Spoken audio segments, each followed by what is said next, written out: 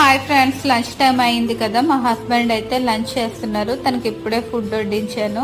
So ఈరోజు అయితే non veg curries చేశారు మమ్మీ.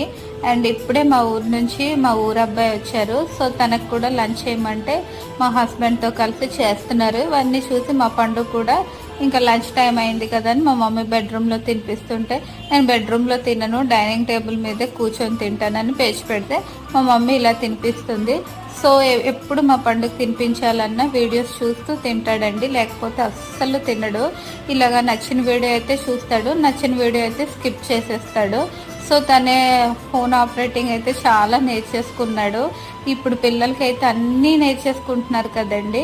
ఫస్ట్ టైం నా వీడియోని చూస్తే లైక్ చేయండి, సబ్స్క్రైబ్ చేయండి. మీ ఇంట్లో కూడా ఇలాగా ఫుడ్ తినకుండా పేచి పెట్టే పిల్లలు ఉంటే నాతో షేర్ చేసుకోండి. మా పండు తినడానికి అయితే ఇంకా 2 hours అయితే పడుతుందండి.